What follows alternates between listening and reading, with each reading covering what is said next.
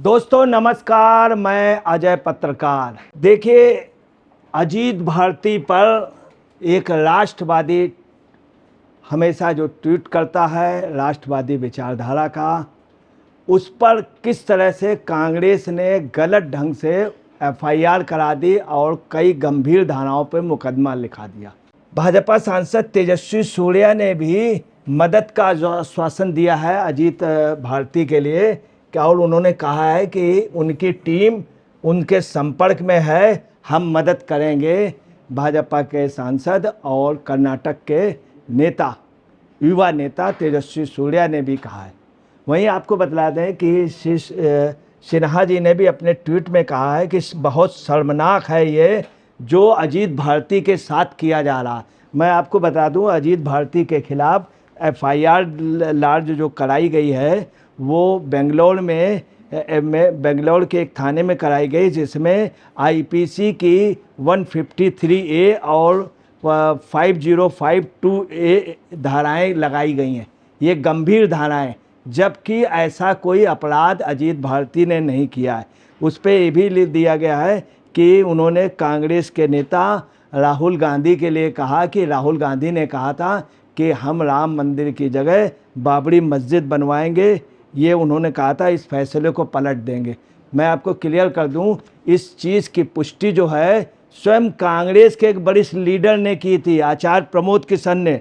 उन्होंने खुद अपने भाषण में बात बताई थी कि राहुल गांधी ने उनसे स्वयं कहा था, बाकायदे एक मीटिंग में तय हुआ था कि जब हमारी सरकार आएगी तो एक बड़ा आयोग बना करके कार्रवाई करेंगे, और ये कहा था कि बाबरी मस्जिद को वापस हम बनवाएंगे। और राम मंदिर के लिए उन्होंने कहा था, राम मंदिर को हटाने के लिए ये आचार्य प्रमोद किशन ने भी कहा था। इसके अलावा मैं आपको क्लियर कर दूं, कांग्रेस के अन्य नेताओं ने भी इसकी पुष्टि की थी। और ये बात अभी की नहीं है, मैं आपको बता रहा हूँ 6 दिसंबर 1992 को जब सरकार, जिस समय ढांचा गिरा है, उस समय बाकायदे देश के प्रधानमंत्री, कांग्रेस के प्रधानमंत्री और इनकी फैमिली, राहुल गांधी की फैमिली जो थी, उन्होंने कहा था, राजीव गांधी वगैरह सब ने कहा था, और इनका सोनिया जी का उसके बाद कई बार बयान रहा कि हम बाबरी मस्जिद दोबारा पुनर्निर्माण कराएंगे। बाकायदे पार्लियामेंट में बोला गया, और 3 राज्यों की सरकार गिरा दी गई थी, यूपी की, हिमाचल की, मध्य प्रदेश और राजस्थान की 4 राज्यों की सरकार गिरा दी गई थी। तो ये बात अभी से नहीं, बहुत पहले। उसके बावजूद भी आप देखिए कि कांग्रेस ने क्या किया कि इनके ऊपर कांग्रेस के नेता ने, कांग्रेस सरकार ने जानबूझ करके कर्नाटक की सरकार ने झूठे मुकदमे लिखा दिए। इसमें श्री सिन्हा ने भी कहा है अपने ट्वीट में कि बेहद निंदनीय ये घटना है, इसकी जितनी निंदा की जाए वो कम है। उन्होंने ये भी कहा कि कांग्रेस ने अजीत भारती के खिलाफ एफआईआर दर्ज करवाई है, क्योंकि उन्होंने राहुल गांधी के खिलाफ एक वीडियो बनाया था जिसमें उन्होंने हिंदू विरोधी कहा था। अरे उदारवादियों, सत्ता का दुरुपयोग ऐसे ही होता है। ये उदारवादी इनको कहा है कांग्रेस के लोगों को कि ये लोग सत्ता का दुरुपयोग कर रहे हैं, कांग्रेस के लोग। और कर्नाटक से मुकदमा दायर कराया गया अजीत भारती के खिलाफ। अब देखिए, जो ये एफआईआर है, ये कांग्रेस शासित राज्य में first additional CMM court, Nrupatunga road, Bangalore city पे कराया गया है। और इस पे स्पेशली रूप से जिन्होंने कराया वो बीके बोपन्ना है। बीके बोपन्ना कांग्रेस के नेता हैं, और वहाँ के ख़ास तौर से कांग्रेस के जो हैं वो लीगल सेल के इंचार्ज हैं, बीके बोपन्ना। और ये सिद्धरमैया और कांग्रेस हाई कमान के इशारे पे किया गया, और जानबूझ के किया गया। धाराएँ इतनी गंभीर लगाई गई हैं कि इन धाराओं पे नॉन वेल्युएबल वारंट है, इसके अलावा अरेस्टिंग के अलावा लंबी सज़ा है। हालांकि उसके एविडेंस नहीं है। आप अजीत भारती उससे निश्चित तौर पर बच जाएंगे, चूँकि गलत ढंग से के ये सर्कुलेट कराया गया। और सर्कुलेट में भी आल्ट न्यूज़ के जुबेर का हाथ है। जुबेर ने खुद ये न्यूज़ को बहुत गंदे ढंग से, बहुत गलत ढंग से सर्कुलेट कराया। आप देखिए, ये जो एफआईआर कराई गई अजीत भारती के खिलाफ कराई गई है, और उसमें भी उनको एक कॉमन मैन बताया गया, जबकि वो एक जर्नलिस्ट है। और बीके बोपन्ना जो हैं ये एडवोकेट हैं और कर्नाटक प्रदेश कांग्रेस कमेटी के लीगल सेल के स्टेट सेक्रेटरी हैं, क्वींस रोड में रहते हैं। और इन्होंने जिस तरह एफआईआर में जो बातें बोली हैं, जो उनके ऊपर चार्ज लगाए हैं, आपको बतला दें कि अगर ईमानदारी से आयोग ने इसमें इन्वेस्टिगेशन किया तो इसमें चार्जशीट नहीं लगेगी, इसमें फाइनल रिपोर्ट लगेगी। मगर आपको बताना जो इन्होंने लिखाया है, परंतु आपको बताना कर्नाटक गवर्नमेंट, वहाँ के चीफ मिनिस्टर, कांग्रेस गवर्नमेंट ज़रूर इसमें चार्जशीटेड उनको करेगी। आप देखिए ये देश का दुर्भाग्य है कि अभी रजत शर्मा जी के साथ इसी तरह की हरकत की गई और एक बड़े योजनाबद्ध तरीके से एक वीडियो में ज़बरदस्ती 5-6 दिन तक कांग्रेस ने मेहनत करके उसमें गाली शब्द का इंक्लूड कर दिया, जबकि ओरिजिनल में वो चीज़ नहीं थी। और उसकी वजह से उनको डिलीट करने का हाई कोर्ट ने आदेश किया। 100 करोड़ रुपए का जुर्माना हुआ, 100 करोड़ रुपए का जुर्माना हुआ। ये कांग्रेस के उससे पवन खेरा और रागिनी नायक और जयराम रमेश जैसे वरिष्ठ नेताओं ने ऐसा वो किया, जो कि साफ हो गया दूध का दूध पानी पर। इसके पहले भी कांग्रेस ने कई बार मीडिया के उससे अच्छे राष्ट्रवादियों के साथ लगातार इस तरह की हरकतें की। आपको बता दें कांग्रेस गवर्नमेंट ने बॉम्बे में ऐसे अर्नब गोस्वामी के साथ किया था और यही पोजीशन जो है वो तमाम पत्रकारों के साथ किया। अभी यहाँ एक यूट्यूबर थे सब लोकतंत्र के, उनके एडिटर को भी मेरठ के पास से उन्होंने अरेस्ट करा लिया, पंजाब गवर्नमेंट ने और कांग्रेस ने और आपने मिल करके उनको उनसे मिसबिहेव करा, गलत ढंग से एफआईआर की। तमाम पत्रकारों के साथ इनका, रजत शर्मा के साथ भी यही पोजीशन हुई।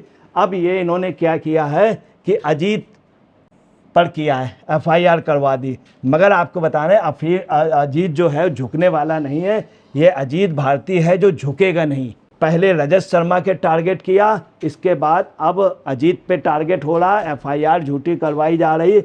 और कांग्रेस का ये पॉलिसी रहा है अपने साथ मिला लो और यदि नहीं मिलता है तो उसे उतना परेशान करो कि वह टूट जाए। लेकिन कांग्रेस ये याद रखे, हम वह मतलब ये उनका अजीत भारती कहना है कि हम वह राष्ट्रवादी हिंदू हैं जो न टूटते हैं न झुकते हैं, बल्कि अंतिम सांस तक धर्मयुद्ध लड़ते हैं।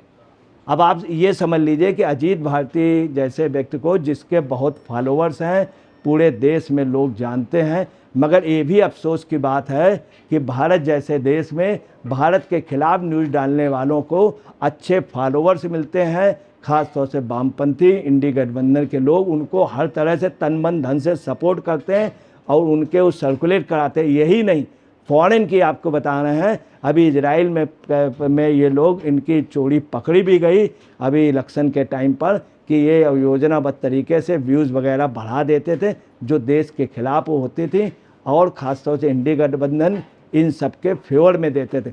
अब आपको बताना यही कर्नाटक गवर्नमेंट है जो सनातन का विरोध करती है और वहाँ पर हिंदू विरोधी गतिविधियाँ हो रही हैं और खुलेआम वो लोग हैं, प्रतिबंधित संस्था है पीपुल फ्रंट के, उसको खुलेआम सहयोग और उनके शासन में पनप रही, जबकि उस पर पूरे देश में बैंड है। आपको बता दें कि भारत जैसे देश के खिलाफ लगातार ध्रुव राठी विदेश से बहुत उल्टी सीधी न्यूज़ें डाल रहे हैं जो भारत के खिलाफ है, भारत की एकता, प्रभुसत्ता व सुरक्षा के खिलाफ। ध्रुव राठी पे अभी तक कोई भी कार्रवाई नहीं हुई।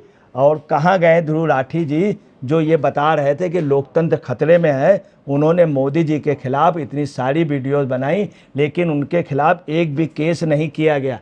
ताज्जुब की बात है, उनके खिलाफ कोई केस नहीं हुआ। वहीं पे दूसरी तरफ विपक्ष वाले डरकर अजीत भारती पर अपनी शक्तियों को गलत इस्तेमाल करते हुए केस कर दिए हैं। राष्ट्रवादी लोग कहाँ हैं? अगर आप अपने लोगों के लिए भी मुखर नहीं होंगे तो कौन होगा? ये भी एक समस्या है कि तमाम राष्ट्रवादी पत्रकार वो अपनी जान जोखिम करके, तमाम यूट्यूब चैनल अपनी जान जोखिम में डाल करके वो लगातार राष्ट्रवादी न्यूज़ दे रहे हैं और उनके साथ इंडी गठबंधन के लोग उत्पीड़न कर रहे हैं। यही पोजीशन महाराष्ट्र में है, यही पोजीशन बंगाल में तो इतनी बुरी तरीके राष्ट्रवादी पत्रकारों को प्रताड़ित किया जा रहा है।